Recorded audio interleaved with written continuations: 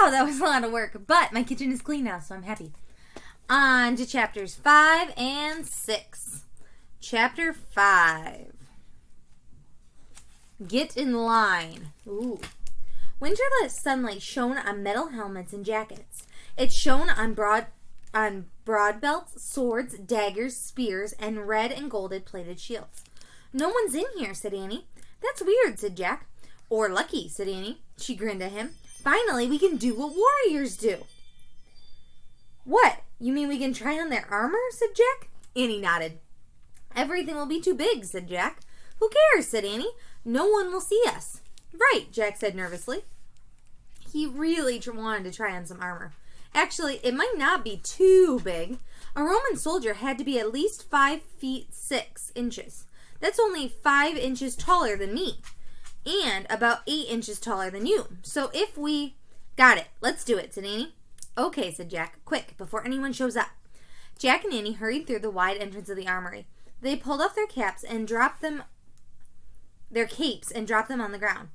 Where do we start, said Annie. They looked around at the shelves lined with body armor and helmets. In the center of the room there was weapons and shields on a wooden stands. Upper body armor, said Jack. He crossed to a shelf with metal jackets. The jackets were made of overlapping strips of iron. This one looks pretty small.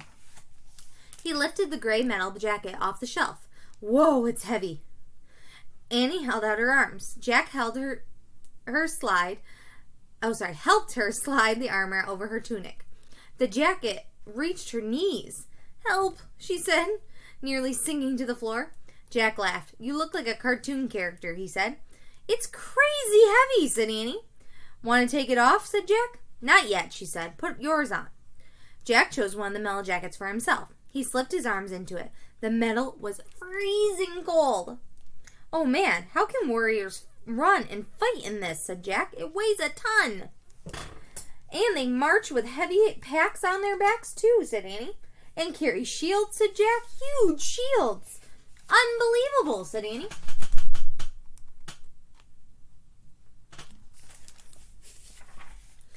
Now helmets, said Jack.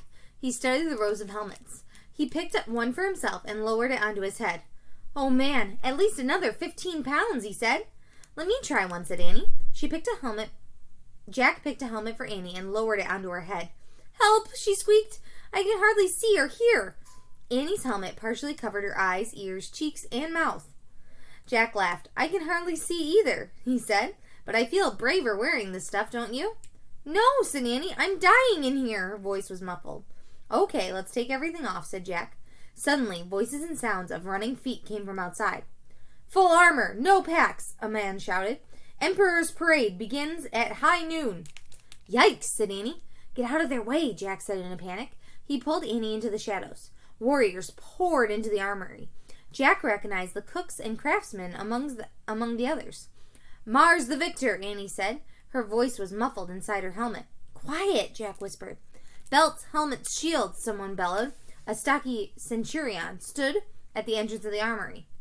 Oh no, thought Jack. Another centurion. Double time, the man roared. The warriors moved quickly down the shelves, gathering their metal jackets, helmets, and military belts.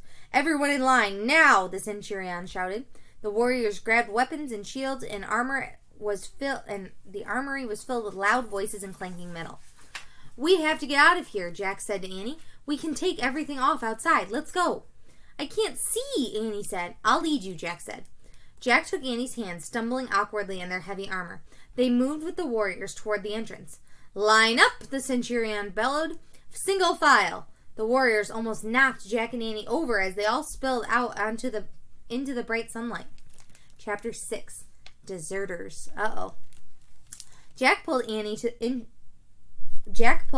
side of the armory. We'll stay here till they're gone, he said. Annie nodded. The warriors were joining the parade line. The line stretched all the way to the main road. Prepare to march, the centurion shouted. A horn sounded. The warriors started jogging down the path. Come on, let's get out of this stuff, Jack said to Annie, before we get caught. Jack yanked off his helmet. He unlaced his metal jacket and pulled it off. Whew, he said. He felt light enough to float through the air. Help, said Annie. Her helmet was off, but she was struggling to get out of the metal jacket. Hold on, said Jack. Jack helped Annie unlace the jacket and take it off. There, great, said Annie. Now we'd better... Deserters! Someone shouted. Jack and Annie whirled around. In the distance, a centurion was pointing at them. Oh no, he must think we're soldiers trying to escape from the Legion, said Jack.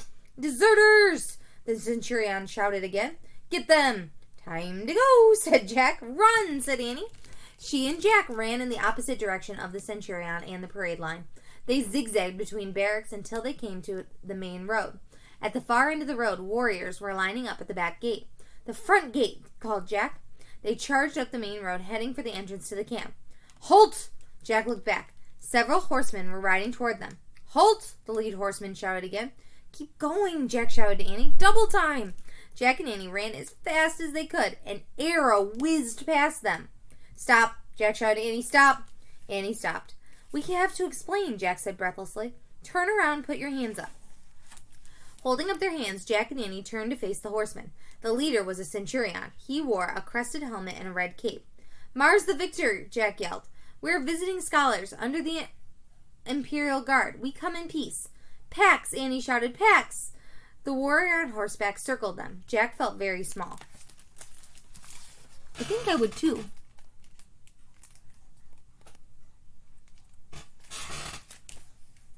But also, they just said that Jack was... He said the warriors had to be 5'6", and Jack was 5 inches shorter than that. So Jack's almost as tall as I am. The centurion leaned forward. What tribe are you from? He barked.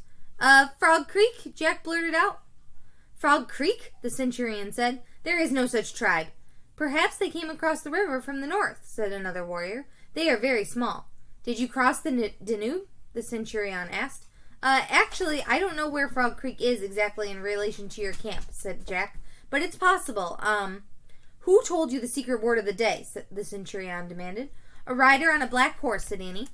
Where did you see him? The man asked. Outside the camp, said Annie. He was alone.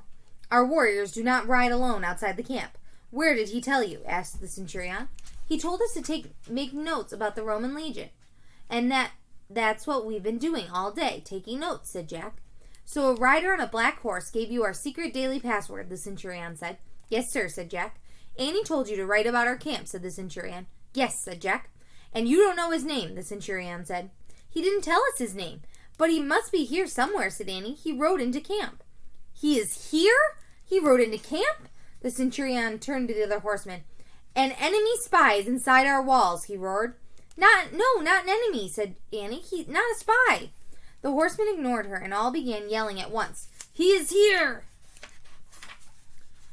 Rode into our camp? An enemy spy inside our walls? We must stop the parade, the centurion rode. The horsemen stared at their leader. Zeno, alert! Emperor Eurylius.